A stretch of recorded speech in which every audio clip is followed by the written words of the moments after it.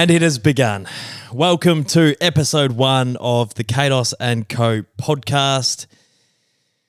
I have fired up a new potty. I've been in the potty game for a long, long time. Had one in maybe 2019. I was doing community radio before then. Had a little hiatus, but now I'm back with my own independent podcast. And for the minis, I've got my co-host, videographer, editor, producer, and friend of the show, Dan Allen. Dan, how are you, mate? Yeah, good, mate. Unlike you, not known for my experience on podcasts, I've actually tried to make a career of not getting on podcasts and being the guy that makes them, but I'm here now. Well, you had a YouTube channel back in the day that was going swimmingly. Yeah, the 300 people that saw that, everyone that went to school with me. It's been since hidden from the internet for... That's a shame. Yeah. I think that's a real pity. We'll have to fire that back up. I remember, so the way we know each other is family friends with Connor Rogers, the Rog man. You're working on his potty. You've worked on YouTube. You've filmed and edited pretty much all your life. And it got to a stage with my YouTube channel that I wanted to take it to the next level. Being a one-man band was becoming quite tiresome and frustrating. I felt like I'd sort of capped out at the potential of doing it as a one-man band. So I needed some more help, and I was exploring far and wide for an editor or a videographer, and just for years and years I couldn't find someone that met like a quality but also like a price, but also like I found editors that, you know, didn't know footy but they were good, but they didn't. So you had to tick a lot of boxes. And then I think you finished uni, you started volunteering with us down with the Water Park Games, and since then, across the last 24 months, we've sort of been chipping away together. And we're pretty keen to continue this working and personal relationship firing up and launching into YouTube in 2026. Is that accurate? Yeah, I think at the start it was, YouTube's always been something I've been interested in. And then we flirted the idea, I reckon 5 years ago, maybe more. I bumped into you at Connor's birthday. Yes. And said I'd love to, help with your YouTube, and I love the stuff you do. And then, COVID rolled around and life changed, and COVID, the big word that all podcasts somehow talk about. I had it really hard in COVID. I was unique and I had it tough, and I'm still battling with how hard it was. No, but I went to uni and studied film, and I think, although I love short films and I wanted to be a short film editor and still do want to be a film editor, YouTube was kind of what I wanted to do, and it wasn't until I got the opportunity with you boys, and you especially in the Div 12 Resis and the kind of 12 intimate months we spent doing that stuff, that I realized maybe I can do this, and now it brings us to here and working so intimately with you with the things that we have coming up. Yeah, no, it's been good. Geez, the Div 12 Resi stuff was, that was a grind. Little exclusive for the Cados and Co mini listeners, because this isn't going on YouTube. This is just a Spotify exclusive just for the diehards. I want to do these every couple of weeks. I want to do a guest ep on YouTube and Spotify every 2 weeks, and then in between those eps, fill it in with a mini, bouncing off Dan, almost just communicating back with the audience. I've put some walls up across the last couple of years. To be honest, you work so hard to get an audience. It's so weird talking about this shit, because some people will be like, man, this is first world problems, have a sook. But I'm just going to open up and give my audience a little bit. But yeah, you just grind. And then you build your career and build the audience. And it goes from no one's watching and everything's a free hit to fucking hell. A lot of people are watching. You got to get it right, and you got to get it to a certain standard. And what if you lose, I don't know, the moment you've got? What if you lose the momentum? So the pressure was piled on in the last couple of years, and just doing it alone has sucked. So it's like there's been added pressure, plus executing in 2024, 2025, I found quite difficult. So I've now taken the leap to delegate, bring people in, and hopefully take it to another level. But ultimately, I miss the back and forth with the audience. It got to a stage where, I was on live streams chatting to people, replying to people's DMs, would have a pretty good relationship with the audience, but you get to 70,000, 80,000. And it's like, man, that's a lot of eyeballs and it's quite daunting. And even though I got into this industry because I want to entertain as many people as I can, and even though my audience size is dwarfed to many other people in the industry, I got overwhelmed by it for a couple of years, especially doing it alone. So I'm hoping that sharing the load with you will be more fun. I'm also like excited to open myself up, give myself to the audience again. And I'm hoping that this pod can be a vessel for communication, banter, and ultimately the relationship that I used to have with the audience. Yeah, I think especially like just these last couple of years with your channel, things have just changed. And the footy space, if we just look at that, it's just gotten so big for you. So even the way in which you probably saw your channel or saw the work you were doing, it's probably changed because that space has changed so much, and there's probably feels like there's more eyeballs across AFL content, but you're probably feels like you're also fighting more for those. So you like just need a little bit of help in it, because you're not like a fish in a pond with a few other fish. Like you're now another fish in the ocean because everyone's making content, and to make YouTube content compared to socials content is just so much. Well, we always talk about it. So much work for so much less reward at some times, in terms of eyeballs and the numbers you see on your screen. So these days, it's kind of crazy that you were doing it by yourself for 10 years almost. Yeah. Well, I didn't really have a choice. So, I didn't grow up wanting to be a editor and producer, but I thought, oh man, to make one YouTube video, I'll use Movie Maker. And then the one video I made was fun. And then I'm like, oh, well, if I make 10, I feel like people might potentially start watching and I can share it to my mates.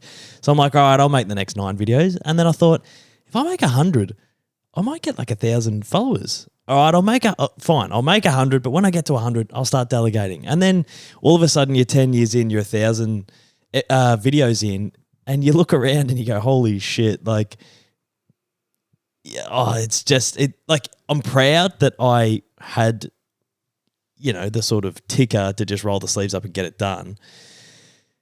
And I'm actually really proud of the skill set that I've somehow developed, all self-taught, but I'll be in scenarios where I'm working with professionals on like actual shoots, with the AFL or with Fox Footy or something. And I've got a lens and an eye and an understanding of how to execute that, like, I can contribute on a set. So that freaks me out a little bit, where I sort of go, man, these guys are professionals. They're way better than me. But I'll get onto the set and hold my own. And that's just off the back of doing it for 10 years. So I am proud of the skill set that I have acquired. But yeah, doing it alone, it can be really, like, it's weird. Like, you got 20 or 30,000 people tuning in, but it's super lonely. Like, I'll think of an idea and I don't speak it out loud, and then I'll film it by myself in my room, and then I'll edit it listening to my own voice for fucking 6 hours, and then it goes out and 15,000 people watch it. It's like, oh, that's really cool. It must feel, really inclusive that 15,000 people watch. And it's like, no, for a day and a half, I just sat in my room listening to my own voice. It's starting to become a little bit nauseating. And I'm hoping that, like, sharing the ideas, sharing the execution, sharing the wins of a video, sharing the losses of a video, I'm hoping that not gets the spark back, but it's just it's a new chapter. It's like, I played zone defense for 10 years, had some success. Now the game's a quick outside, take the game on style, and I need to adapt, and that's what I'm excited to do. But almost the pinnacle of, man, I need to change how I create was Wattle Park 2024, because I'd film the vlogs and I would turn it around by Tuesday all by myself. And I'd do like 3 all-nighters. One of them was post-game beers. That was an all-nighter. And then Sunday night I'd have to start editing, and that was an all-nighter. Then Monday night, it's like I would have to put it all together with music and graphics and everything before it went out on Tuesday. And I don't know, I set my own deadline, so potentially I could have just put the episodes out a week and a half later and had a healthy work-life balance. But I don't know, I set a standard and I wanted to meet it, and I felt like I did, but that killed me. So it was awesome to get you involved in 2025 because it taught me how to start to delegate. But also, I think it was sort of low pressure, low stakes for us to start working together. Yeah, I think it was an established series. So it was pretty bread and butter. This is what we have to do every week. On a Saturday, we go film. We added the Tuesday night session. So we gave ourselves till Thursday to post them this year. But on Tuesday, we'd go to training and we'd film again. So it was that routine.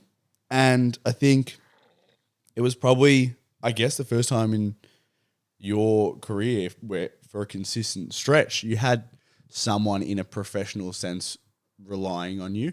So it wasn't that you were just working with other content creators like, oh, hey, when can you be here? When can we do this? It was like, oh, no, Tuesday night, this gets done, this gets edited. And it was a big learning thing for me as well. But yeah, I think it was the perfect way to start our working relationship for a long stint because it was something that you'd mastered and you'd kind of worn yourself thin doing, but you knew how to do it and you knew how to kind of get me walking before we started running. And, you know, you'd come to my house when I started editing them all night on a Wednesday night. Yeah.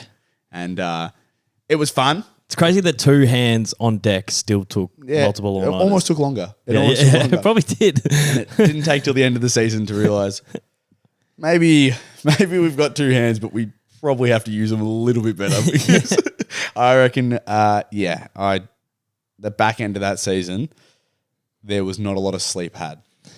No, it was a tough slog. It probably bleeds into the question of, are we doing the Wattle Park vlogs this year? Oh, huge question. I feel like the story's been told. And maybe that's a cop-out because I don't want to spend... It was 20 eps last year because we played 20 games, which is a lot of footy. But...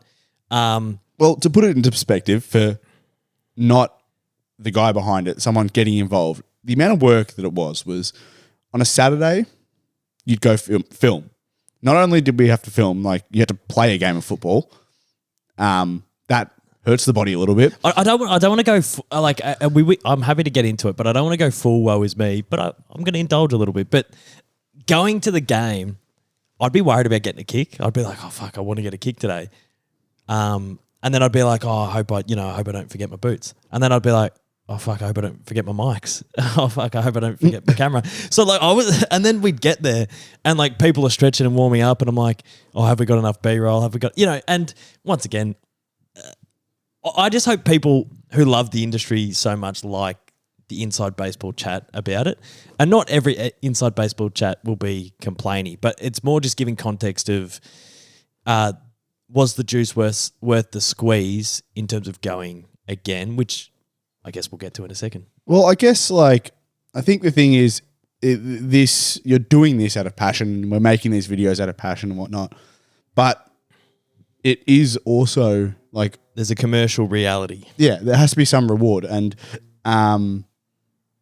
like a recent video we did, the draft class video, an amazing video, but that was probably all up 6 or 8 days of work. And it's a really good video, really great quality video. When you compare that to a Wattle Park video, they're an excellent product, but it's still 3 days of work to get done every single week. So I think probably part of that doubt as to whether you want to do it again is not the fact that, do I want to play footy with my mates again and make an awesome series and have that on YouTube forever? Yes, you probably do. But it was a lot of work. And I think the big thing for me was like, we were getting better at editing them and turning them out, but the reward wasn't there. Yeah, and I think, we can complain about algorithms and whatnot all day, but ultimately I think the storyline was told. I think if we had won the grand final, it would have been perfect. Yeah. And unfortunately we didn't, but for me it was like, I haven't played footy in 10 years. how are we going to go this season? And we were, funnily enough, one of the worst teams in the comp. And then it was like, well, what happens if we recruit some of our mates who hadn't played for 10 years, who are actually quite good at footy? What if we double down? What if we, and we all buy in and we try and see how far we can push it? And we made a grand final. We had unbelievable results. And ultimately, like, I think this season with the Wattle Park lads, I feel like we're going to have a similar season to the first year. And I might be wrong. Like maybe we have a hell of a preseason and we go deep again. But I get the feeling it's going to go back to more fun, low pressure. We're just having to kick with the boys, potentially pinch a final spot, but no real expectations, because I think I really wanted to win the flag so the series could be done and we could have told the story. So I was pushing for it as hard as we could.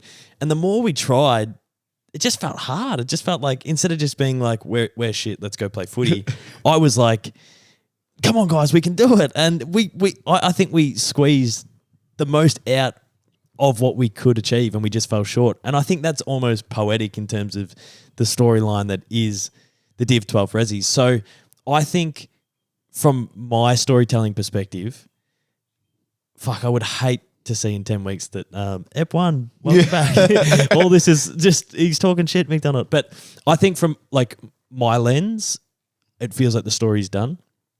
But I still want to have a kick, because having a kick with the boys is awesome. I think we'll still capture all the games because the lads, like, we all share it on socials and whatnot. And I think I'll just pick a handful of games to make a Cados vlog out of, and that'll probably get half the views because I will feature myself a little bit more heavily. But I think 6 to 8 eps opposed to 20 is exciting for me. And I think like telling a different story, like, can I play midfield all game, or Tom Mitchell comes down for a game, or trying to break my disposal record, like having individual challenges for me in game, I think really gets me going as a creator and as a footballer.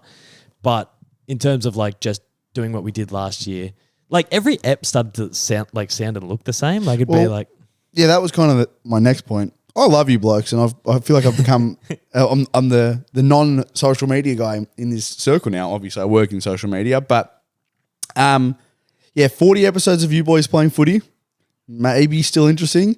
60 episodes of you boys still playing footy. Not sure I'm still watching towards the end of season 3. Especially if you like miss out on finals, or I think the point you make with you made the granny, I think it's all like the Div 12 Rezzies is something so amazing that it's always going to be captured, and it's going to be filmed the same way we filmed it, I'm assuming, this year. Yeah. But how you package it, how you execute it, how often you do that. From my perspective, I think, just what I touched on, like I'm keen to make a handful of Cados vlogs, potentially might get less views than and that's okay. Like, but I think that's a different story to tell. Me as an individual, like I feel like we told the team perspective, and look, to be honest, if we made finals, I'd probably roll them out again. And if this is doing your head in, flood Caden's Instagram with a comment saying that bring Div 12 Rezzies vlogs back. If you want it, make it happen. Yeah, bloody oath. So I've touched on why we started the pod. The goal for the pod this year, I think, is to communicate with the audience again. I also want to just share yarns with people within my circle. Like, I've met a lot of amazing athletes, comedians, friends of mine who are doing really cool things. And not only do I want to share me picking their brain, but I also want to pick their brain. And sometimes when you try and line a coffee up with someone that you're inspired by, that you're close with, it's hard to pin them down. But on occasions, if you float that I can put it on my pod, it's like, I don't know, you can, people can put time aside for that. So, I'm keen to pick athletes, comedians.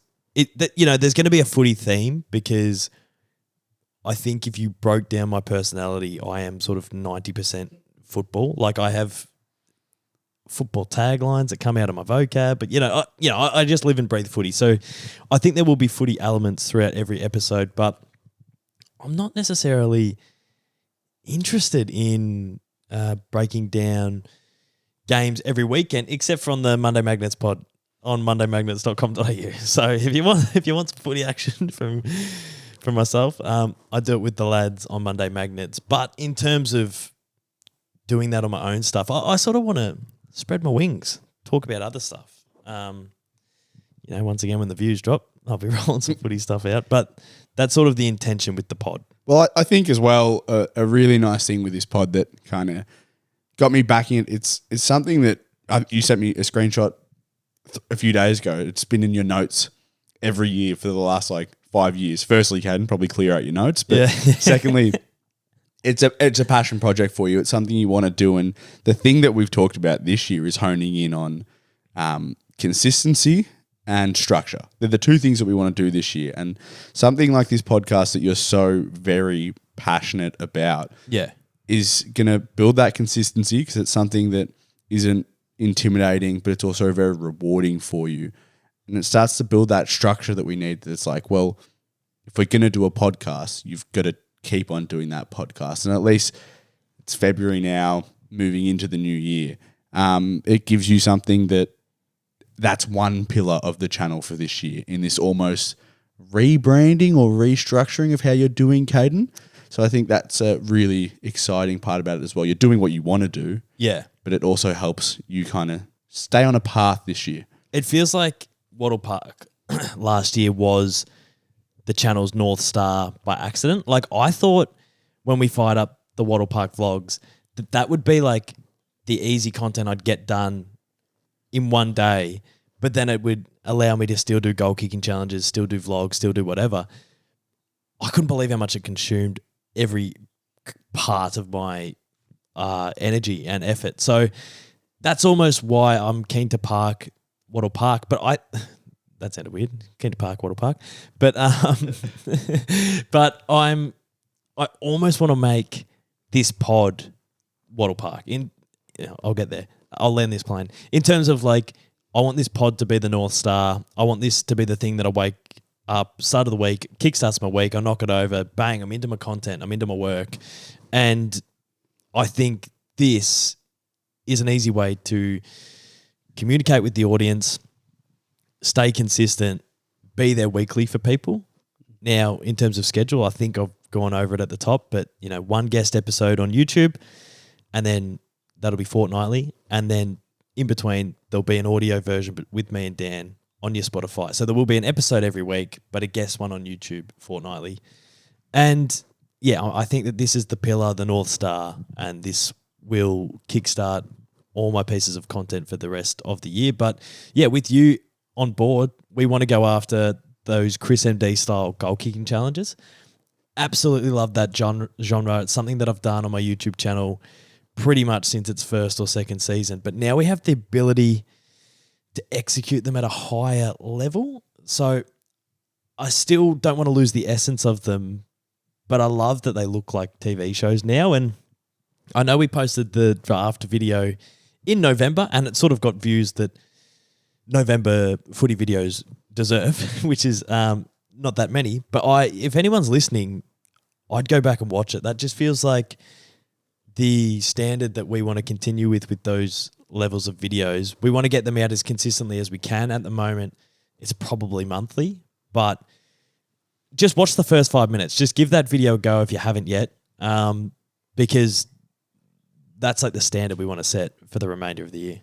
Yeah, it's kind of a great example from our end, not from watching the video, but just the reward we got from it, and was probably a bit more of a slog than it had to be due to structure, something that we want to work on this year and building better systems. But man, the feeling we had at the end of it was like elation. We were thrilled because it was our first, wow, we can do this. But also, 100%. And I together, sorry. Obviously, you've got a catalogue of 10 years. But working with you, for me, it was like the first, this isn't just a vlog. Like, that was a proper YouTube video, the stuff I grew up watching, the stuff you've been watching your whole life as well. Well, that feeling is why I do it, to be honest. Like, I think you get the views and the comments secondary, but my favorite thing ever is when I've made a piece of work this is going to sound wanky to some people, but I think it's art. Like, fuck. Like, I know that's weird to say, but it's got a storyline. It's built for entertainment. There's expression. There's parts of me in there, like from the comedy to the editing to, I like to treat it like art. And that's how much I care about it. But when we are finished with videos like that, the ones that I like the most, I watch obsessively. So I think a couple of songs I've just watched like 50 times before they go out. We had a meeting last week where we were trying to plan the year out, and I think we spent 3 hours in my office watching your old videos. And I was like, oh, you got to watch this one. Gave a free kick to Hawthorn. You're like, yeah, that's been filmed off a webcam. That's not that impressive. I'm like, oh, well, watch this one, 2019. There was one Mikey line or whatever, couldn't top up your Mikey, whatever that was. It's my favourite thing I've ever seen on YouTube. Well, so that was on a song dedicated to my food order at the MCG, which is a pie and chips. I made a song dedicated to what I order at the MCG. Now it didn't quite land on reflection. Well, if you haven't seen it, it's never too late, because if you haven't seen it, it's one of the greatest things that's gone on YouTube.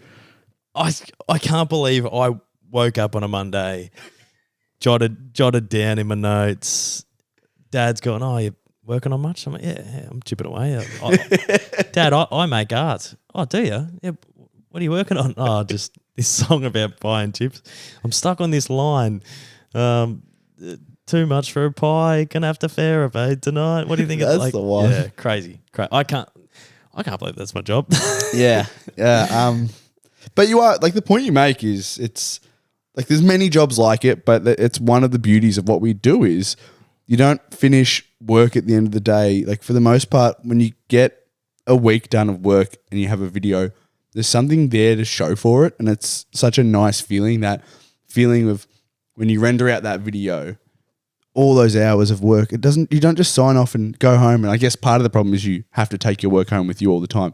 But you've done it. You can see what the fruits of your labor was. It's, oh, here's a video that goes for 20 minutes. I know what went into it, and it's there forever now. And it's one of the beautiful things about what we do is there's a physical thing, or a digital thing, that you get at the end of it that is your reward. This is how well you've done. And that's probably part of the burden as well of the industry, is when you do it poorly or you don't get the reception. That is also, it's like a two-edged sword, I guess. It's feels nice to have a nice video at the end of it, and then, or vice versa, you don't hit the nail on the head, and then you go to bed upset, or it doesn't get the views, and so it's a blessing and a curse. But before you get to that part, there is this bliss of like, fuck, it might flop, it might do whatever it does on the internet, but I'm just so stoked with the product. And that's been our last handful of videos.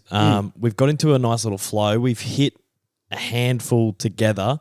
The cricket video, the ball changes every time I hit a boundary. Super lighthearted, super fun. One where you can chuck on when you're going to bed and fall asleep to it. Like maybe fall asleep to the next one. yeah. Maybe fall asleep to this, but not while you're driving, please. But there's a beastification that everyone talks about on YouTube, and that felt counter to that, while still trying to nail like a very entertaining piece. Like, at the moment, it's the stuff that works on YouTube is, what are the stakes? And fuck, I don't know. I don't like putting bets on, or like, I don't like, if we lose this, you kick a footy up my ass. Like, I just want to win. Like, I actually want to beat Rog and Cooko and all the boys in the goal kicking challenge, but I don't need to, all right, I get your phone and post something silly. I don't like that side of it. But you almost need that in your title at the moment. But what I liked about the cricket video was there wasn't that. It was like, can I do it? I get 3 wickets. Oh, what's going to happen, man? Do you owe him $100,000? No, it's not Mr. Beast. I don't have that. So. I'll buy Macca's on the way home. Maybe. And vlog it, and I get there. So, but that's what I enjoyed about that video. Low stakes, super fun, super lighthearted. And yeah, it feels like that one, the draft video, we got a little bit of rhythm with that style and that genre. and we just want to keep up the pace and keep producing those as consistently as we can. Right now, it feels like monthly is going to be the quickest we can turn them around, but that's the goal. And then initially, the game plan was like, all right, let's make nothing but those, nothing but bangers. But I think we've come to the realization that what we want to achieve on the YouTube channel probably needs a little bit more frequency. Probably got to get in front of people a little bit more, which I've done before really well. But you get to a point, and every YouTuber gets to this point where you want to keep making better content, and then it gets to a position where you think that that's the standard. So like me doing a vlog on my phone and chucking it up, you know, there would be a handful of people that would be like, oh, great, that's, you know, I can watch that while I eat lunch. I don't have to invest time into it. I'll chuck a Cados vlog on. But as a creator, you go, no one's going to watch this because it doesn't have 5 cameras, 5 mics, an AFL player wandering through, effects, mics, music. So you get into your own head that it needs to be bigger and bigger and bigger. So you get gun shy. It's like I used to have, you know, I used to be around the 3-point line having heaps of shots, getting my volume up, catch and release.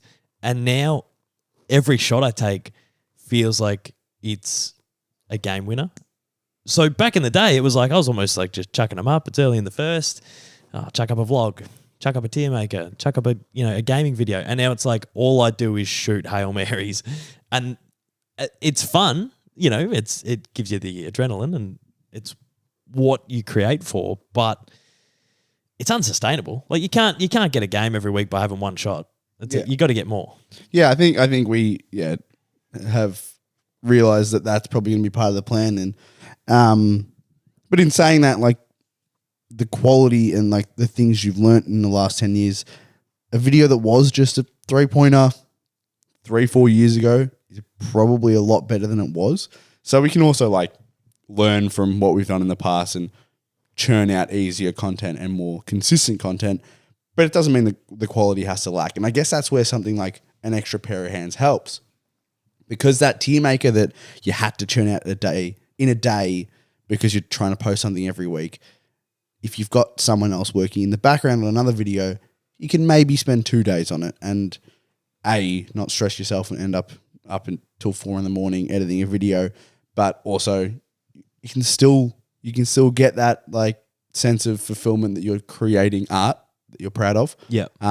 So I still think there's a middle ground to it, but I guess leading on from that, so for the people that don't know, you said, look, we can probably only make one of those big videos a month, and we're trying to get more content out. And to some people, it might be like, why don't you just get more content out? What are some of the barriers that, for those that don't know, stop you from just posting as consistently and posting what you want all the time? Yeah, so there's a few barriers.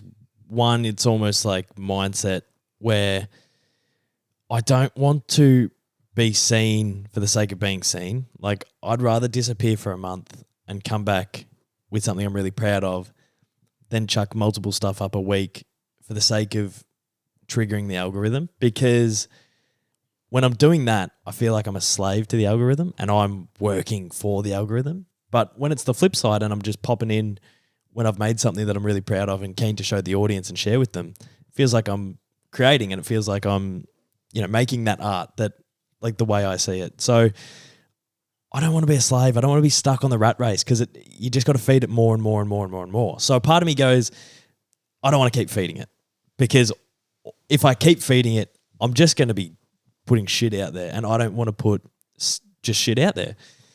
So that's one thing where my mindset goes, am I feeding it too much? Is this something I want to make? And often, unless it's a big banger, the answer is no. And then that's why I've stopped. That's why I've stopped just putting vlogs out or putting tier makers or something. Like when we get an opportunity to, maybe go to Captain's Day or go to, I don't know. Went to the Stars. That's the one that I was thinking of. Keen to vlog that because that's fun. That's really exciting. And if the Stars had won, we would have interviewed some of the players, which no one knows, but we had a creds. Yeah, we did. We did have a chance. But they choked against the Cados. And that was probably the whole video. So I don't mind vlogging that stuff, but vlogging just to feed the algorithm or producing just to feed the algorithm isn't for me. The other hurdle right now, and this is a precarious thing to talk about, but I'm keen to share it, is, and I shared it a little bit on my Instagram late last year, is financially, like I'm keen to delegate the work, but to spend money, you got to make money. And I'm just in this like in-between stage that a lot of businesses get to where you're close to taking the leap and you're sort of in that in-between stage of delegating some work and bringing people on board. So right now it's like, and I'm bad with my business terms, but I think it's called like a net profit or whatever it is less than what it has been previous years. So I'm making less money at the moment, but I'm also delegating more work and starting to get more content out. And if I commit to that, more content will come out. So in 6 months, if I commit to what I've set out to do across the last year, bring yourself on board, bring other people on board, form a little team, turn it into a little production company, all of a sudden the content comes out at a high standard more consistently. But right now I'm in the middle where I feel like Homer Simpson doing the jump between the canyons, and I'm going to make it. And there's no turning back. And I'm pretty sure I'm going to stick the landing, but it just feels a little bit scary at the moment. So a remedy of that is like boots on the ground, connect with brands, work with them. And that's what I'm excited to do, is like form relationships with brands in and around the industry. I get a handful of branded stuff on my socials, but not as much on my YouTube. So I'm really keen to address that as a business and hopefully get some support and some budget on the videos, because then we can make those big ones more regularly. But that feels almost like you're sort of doing a rain dance. It feels like you're waiting for someone else to come to the party. So I want to take control of that a little bit more, and I think I'm going to fire up a Patreon. I tried a couple of years ago, but I felt so weird about asking for money or like doing a Patreon that when I fired it up, I think it was 2019, I started uploading so much to it because I felt weird that people were giving $5 a month, that I had this like guilt that I ended up not uploading to my normal channel as much because I had this weird like taboo feeling about getting money to do my content. But I framed it a little bit differently now, where ultimately, like, if people join the Patreon, which is up now, and the link in the bio or the link in the description, there's multiple options. One's more of, you're just contributing to keep the channel free, essentially. Like there's a couple of little perks, but essentially it's like a tip jar where it's like, I keep putting content out for free. I want to keep putting content out for free, and to support that, you almost tip the channel. And then there are a couple of other options where you can get some content early, you can get some bonus stuff. But I'm doing this so I can keep the YouTube channel fit and firing. So I think we will attempt, and we will service the Patreon members as best we can. There's so much stuff I want to do and I can do and I'm excited to do with the Patreon. But ultimately the goal of the Patreon is to help get that budget and to feed the bigger ideas, the bigger videos. That's why I'm starting it. Yeah, I think it's a great idea. It's not like and it still feels weird. Yeah, it's a hard thing to ask for, because it's not for him, it's for me. So I can keep making videos for him. If you think about it that way, I should just link your bank account. Yeah, just send me money. No, but it is a weird thing. You're asking people. I'm asking for support, and for me, asking for help with editing feels a bit weird. Yeah, don't be soft, Dos. Just fucking edit. Asking for support for people to come down and film feels a bit weird. I don't want to burden people. But we also got to understand, I guess from a viewer's perspective, I don't know. I've known you for that long, but. I have, but earlier days, you're like when you're in your early 20s and whatnot, asking someone to come down, that's a mate, to film, isn't it a bigger commitment when you're in your mid to late 20s? It's like, hey mate, can you come down on a Wednesday and help me film? It's like, well, he doesn't have uni or work. Yeah, so he's on the beers. Yeah, but so you actually have to build a professional environment, and that does cost money. And yes, to do the easier videos, it's fine. But if to produce those bigger and better videos, we can still do it, but with the consistency, and without Caden not doing YouTube in a year's time because he's living at the local train station. Yeah, but also like just burning myself out. Like I need to delegate so I don't burn out and quit ultimately. Like I normally get burnout every 12 months. Yeah. And I went and saw someone about it because I was flat as a tack, and they said, burnout's like a crisis point. And I was like, what do you mean? Like I get it 12 months. I lock myself in a room for a month. And It's not healthy. And I sort of recover and, I'm back and I pump out YouTube. And she goes, that's like when people get burnout, they like change roles in their job or they quit their job. Like it is a point where you shouldn't really get to. But I would get it so consistently, and I got it pretty bad at the end of last year. And ultimately, it's like, unless I delegate the workload, it's not really sustainable to do it the way I have been forever. So I'm hoping that I feel weird talking about this, but I'm excited to share. This is the year of sharing, but I'm hoping that bringing people in, delegating the workload almost sets me up to do YouTube for the next 5 years. Yeah. When right now, woe is me.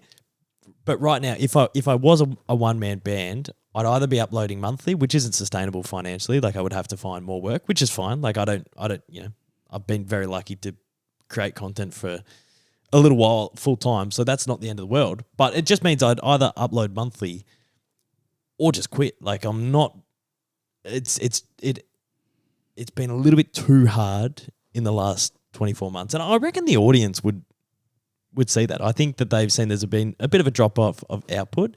I hope they haven't seen a drop off of standard, because I've been trying to live up to that.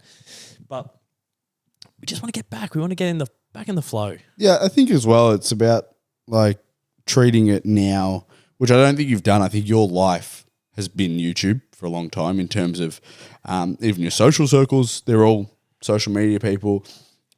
It consumed you for ages, but the only way you're going to grow is if you turn it into a business and it's work, and then you have that separation between life and work. Like a thing that we implemented this year, or you're a big advocate of, is I don't really want to work every hour of every day and be available, which is what you were doing. You were on the phone 9 o'clock on a Sunday night, or filming Monday through Sunday. And I think, especially at our age, it's not just a hobby anymore. It's not just I can just happy-go-lucky go about this. Like it needs to have some structure.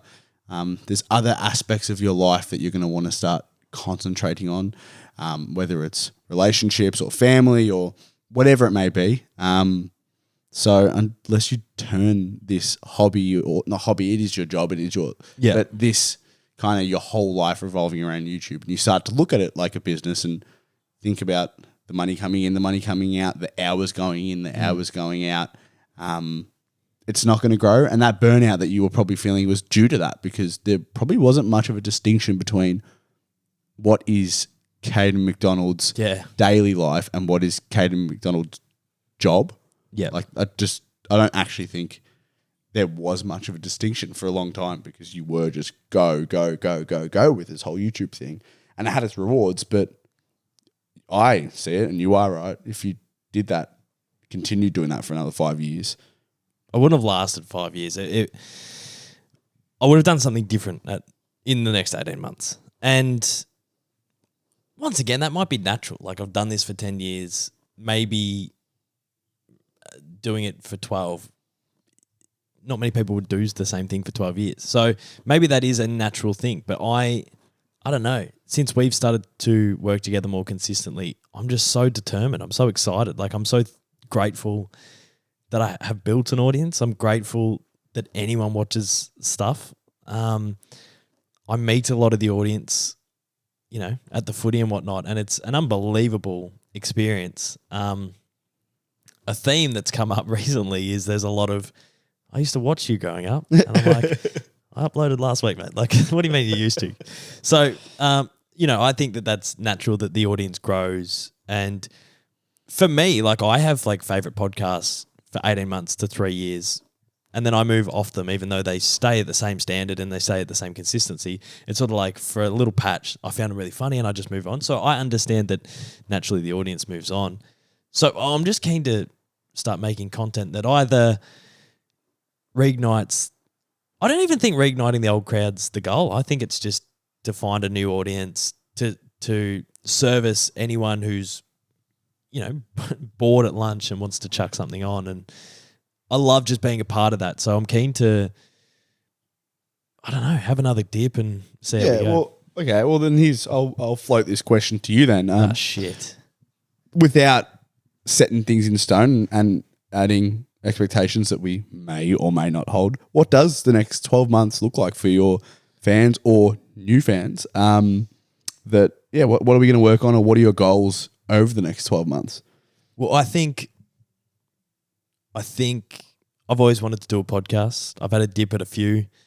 Doing it with Cook was so much fun. Did that for 2 years. Had a footy one with Rog, so much fun. And then we did Goes Alright with Spotify out of Producy. That was probably the hardest one I did. I felt so much pressure to succeed for Spotify. What a weird thing to say. A multi-conglomerate studio fucking... And I'm going... Geez, I got to pull my weight so Spotify it's up to me. So Spotify don't get let down. All year, I just felt this sick pit in my stomach of like, this pod better work. Well, Billie Eilish isn't going to get paid if this pod doesn't start.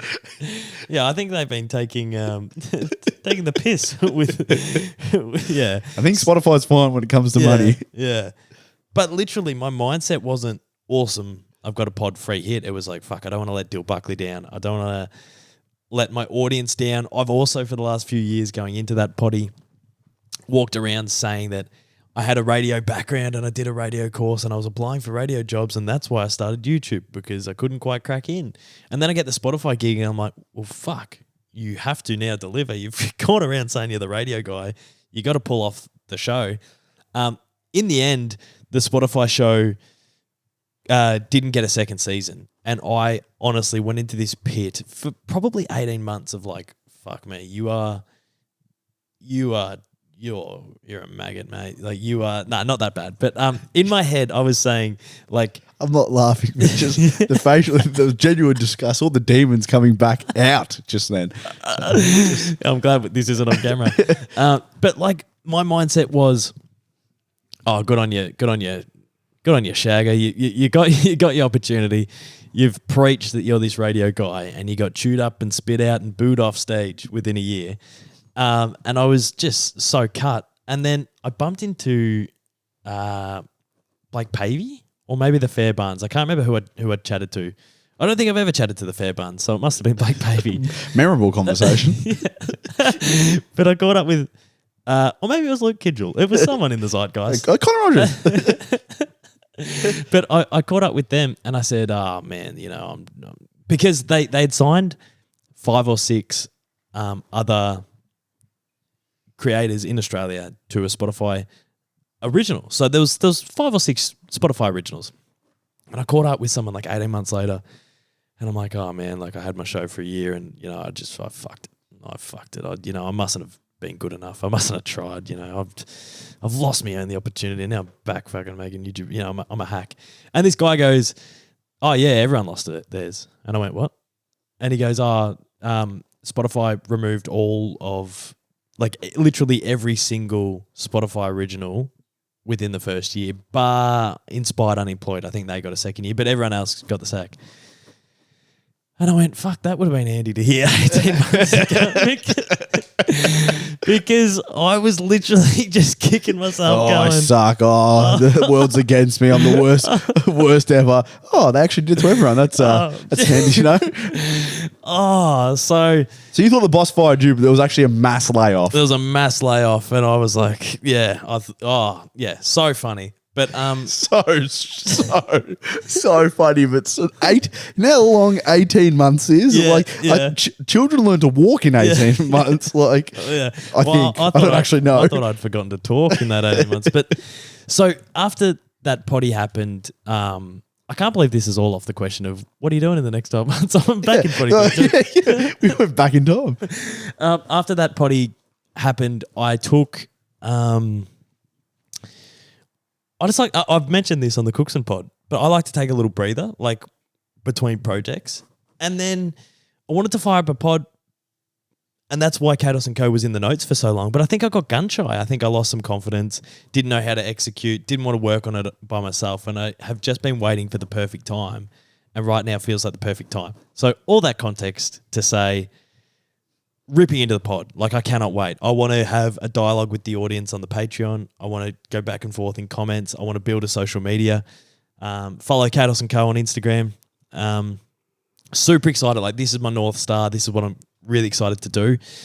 What I love about a podcast is it just becomes this own little hub, this own little ecosystem. So I'm keen to share things with my audience again for the first time in a long, long time on this platform. And I cannot wait. So in the next 12 to 18 months, Potty, Cados & Co., keen, live and exclusive, 4K ad break free, siren to siren. Don't roll your eyes. No, it sounds like a lot of work. No, wait, that's what I'm here for. Well, hopefully the Patreon fires up. YouTube. So once again, I viewed YouTube as a platform that I could build to get somewhere else. Like, I wanted to be a YouTuber so I could end up on Fox Footy or be on Fox FM. Weird that I wanted to be in two places that had Fox for a name. Maybe we should. Maybe Fox & Co. solicitors. Maybe we should go fox hunting. Let's go shoot a fox. Pay for the Patreon if you want to see us go fox hunting. Yeah. Bonus. Maybe we could top go. tier. Maybe we could go canoeing with Jessica Fox, the Olympian. Yes, she would smoke us. Or I could do a one-on-one with canoeing, kayaking, canoeing. Yeah, canoeing. Kayaking, some sort of paddle sport. I could do a one-on-one with Robbie Fox from the Swans. Not sure if he's on the list anymore. What else? De'Aaron Fox. We could plays for the Spurs. Dance to the Foxtrot. What we? I hope that's all of the Fox gear because yeah, and forever. Yeah. So I saw YouTube as an avenue to get somewhere else, and then I got 10 years into the YouTube career, and I'm having conversations with the Fox Footy. Thought we were better get lost again. With Jessica Fox. I was having conversations with people at Fox Footy and they go, yeah, this year we want to make a YouTube show. And I said, why the fuck would you do that? You're Fox Footy. And they go, oh, we want to, make something different, get in touch with a different audience. I'm like, oh, that's an odd thing to do. Channel 9 started The Players. Oh, well, what's The Players, guys? Oh, it's a YouTube footy show that we want to put on YouTube. Why the fuck are you putting it on YouTube? You're Channel 9. SEN. Just start pumping out Fireball Fridays on YouTube. I'm going, that's really weird. You're SEN. Why the fuck's it on YouTube? I got 10 years into this career of trying to get off YouTube. And then everyone's going, where you going, mate? We're all moving in. And I'm going, what the hell? Like, maybe it's a tale as old as time, but maybe the grass isn't always greener. Maybe it's pretty fucking green where I've been. And now I've gone down. I've got some fucking dead and bone or whatever it's called. I've got some watering and I'm going to water my grass. Let's water the grass. Is that the fertilizer? Dog and bone? Not sure. Something and bone is a fertilizer. Oh.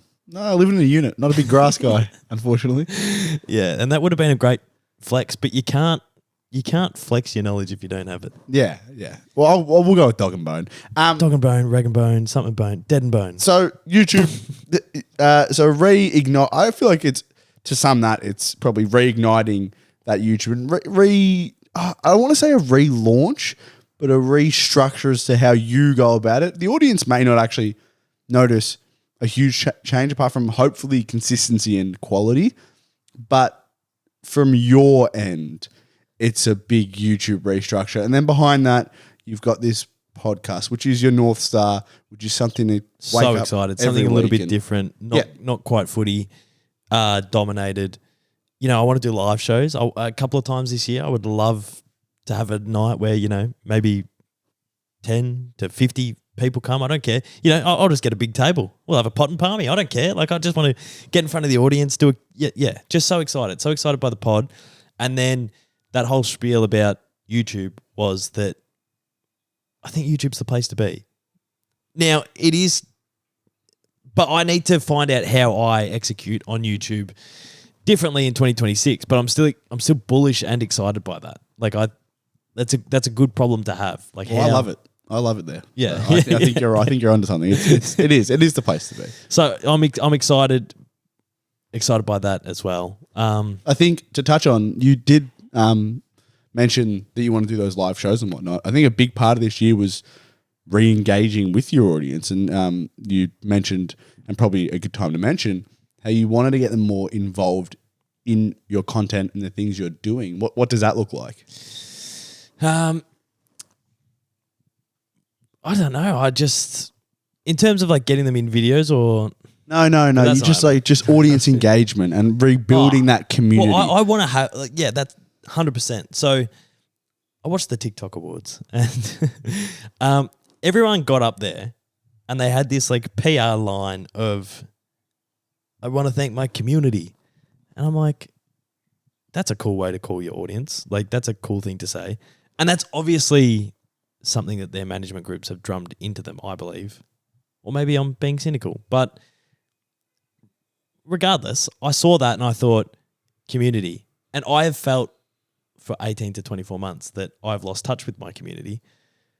And that has been on purpose, because a couple of years ago, knowing that there's just so many eyeballs out there, I was like, this is fucking terrifying. And I put up some walls and put a bit of a gap between me and my community. Before then, I was on live streams having a yarn. I was on podcasts. I was, you know, so in touch with it. I'm not sure how comfortable I am with getting back out there, because it's a little bit daunting. Like, I know that people have billions of subscribers and whatnot, and little measly Dosso's got a handful, but it's fucking scary sometimes. Like, it's just like, I don't know, so many eyeballs. But regardless of that, like, yeah, I would love, like, I love engaging with them in comments. I love that back and forth. Maybe some voice memos to get them in on the pod. I'd love to turn the minis, which is what people are listening to right now, into an actual show. Like, as much as it'll be me spieling about what I'm up to, but I would love to turn it into content. I want to make it like, yeah, I've got ideas to do like storylines and stuff through the minis. So I want to turn it into its own show, and I want the audience to be a big part of that. So I think this year it's about engaging with them, not only in comments, but, you know, there'll be a podcast email. I'll put that out there soon. We'll have a podcast Instagram. You can look through the DMs. I don't want to look through the DMs. But No worries. and yeah, just get back in touch with the community. And you know what? If I get scared and I stop doing that, I'll tell them on the Patreon and on the pod. I'm scared again. Could be the first YouTuber that wants people to watch your videos without eyes. Like, well, that's what podcasts are I good want for. views, but I don't want any eyes on me. Well, Yeah, this perfect. episode, you are going to watch it without eyes because Yeah. it's not videoed. So, Maybe you're onto something. yeah, no, I'm not. I'm just a weirdo. No, but I think it is a really, obviously, an important part. But there's a difference between having a big audience. I think you're better off having a small, intimate, committed audience that you can grow, rather than having a big audience that isn't really involved in what you're doing. And I think a podcast is a perfect space to tell people, I mean, show your fans how much you appreciate them and how pivotal they are to this journey that you're on. Because in the end of the day, if it's not for people watching the content, well, there's no content. Yeah. So, And I've never lost track of that. And yeah, super, super appreciative. And I just can't wait to serve them again. Oh, I can't wait to be creative. And I can't wait to free the hands a little bit. Like, I don't know, like, there's so many games you can play on YouTube by trying to trick the algorithm. And, you know, I just want to get back to sharing myself. Like, I don't want to put on an act while I'm chilling on the pod. And yeah, I love serving people. Like, it's being a YouTuber. It's so me. I'm filming myself. I'm putting myself out there. I'm making edits of myself. Like, what the fuck? Like, that's a bit gross.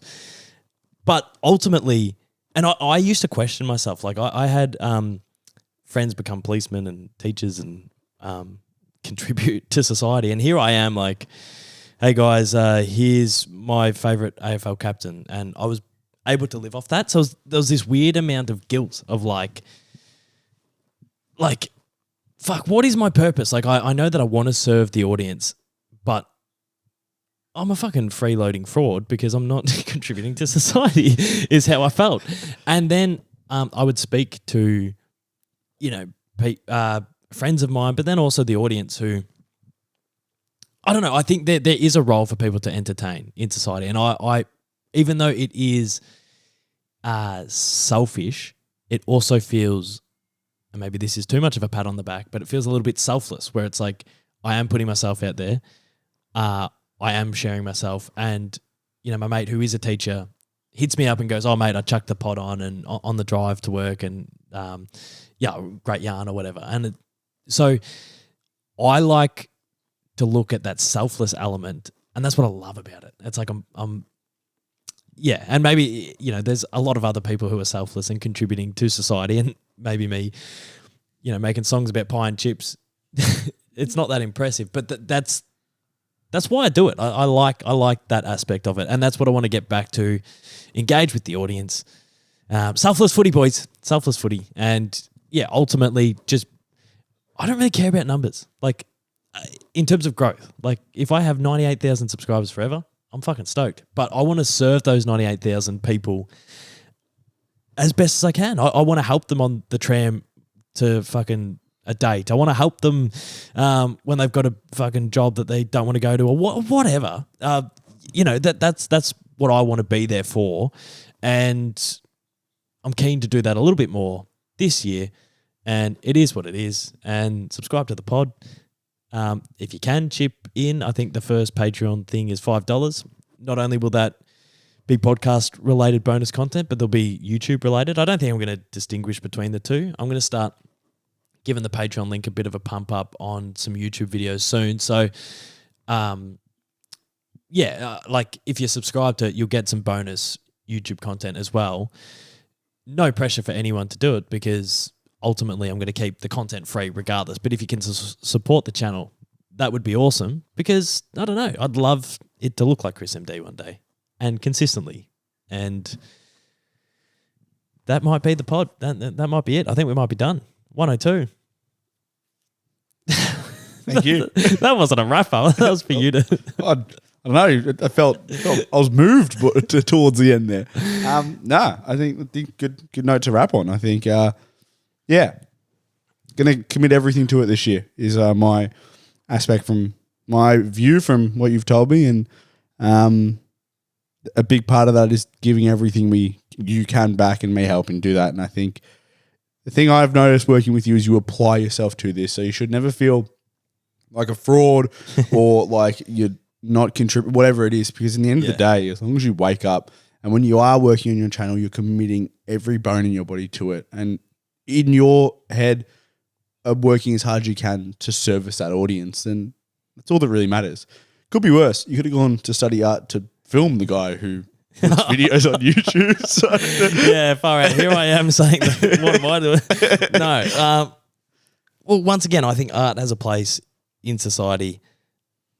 Oh, man, there'd be some people on the trade side going, shut the fuck up. 100%. You are not an artist. Just fucking talk about the footy. And that is so fair. And I am going to shut up. We'll come up with a new word for it. Not today, but next podcast, what can we replace the word art with? Because it's an expression. I am expressing myself. Entertainment. I'm entertaining. Yeah. Not I am entertaining, but I am trying to entertain. Are you not entertained? They haven't been in the last couple of years. I haven't fucking put shit out. I have not contributed. So, yeah, ultimately, bigger and better. My least favorite thing about pods is when they're clearly wrapping up and they don't wrap up. But I'm going to touch on one or two more things. This will be the last 2 minutes. No one's listening. But so this is Ep 1 because I wanted to fill everyone in with the context of what the pod's doing. Double Ep this week because the Cookson episode has dropped as well. Great yarn with the young King Cookson. Beautiful man, one of my favourite people, obviously ever. My best mate growing up. And I don't know, it's good. Like we chat about, obviously on this podcast with you, Dan, I've shared that I've had some trials and tribulations making YouTube content. Cook's gone through it as well, like just with his own personal journey. One of the better content creators that I've ever met. And often that's the case. Like the bloke on the trade side is funnier than some comedians. But yeah, Cook's just working out how he wants to create in 2026. And I'm hoping that he can be a part of a lot more content with us. But just such a fun yarn. If I'm going to go self-critical mode, which I have been a little bit throughout this ep, fuck me. It was like I was shaky on the bike. Like I thought it would be like riding a bike, getting the potty back. But I felt wobbly. I felt wobbly a handful of times. I've cut a little bit of that out, but I've left a little bit in because I think, not only do I want to get more stuff out this year, but I don't care about it being perfect and polished. So hopefully they enjoy that. And then next week would be us again because obviously every second week it's the mini. And then after that, we're away. So I've already DM'd a handful and hopefully they reply. That's probably one of the worst jobs is DMing people to come on your podcast when you don't have the podcast out yet. Like 100 eps in, hey, you want to come on my pod? Yeah, sweet. 0 eps in, hey, you want to come on my pod? Oh, yeah, of course, mate. Yeah, yeah, you're firing up a pod, are you? Yeah, I'd like to see that. Yeah, so that's just what I've been doing recently. But I think that's it, Dan. Any parting words? We're back next week. Yeah, we're back next week. Look for me in the back of a YouTube video somewhere. That's where you'll find me. Holding the camera, trying to get out of the way. Yep. Beautiful. All right. Thanks to everyone who tuned in for the pilot/first episode of Cados and Co. Go and listen to the Cookson ep, and we'll see you next week for another episode.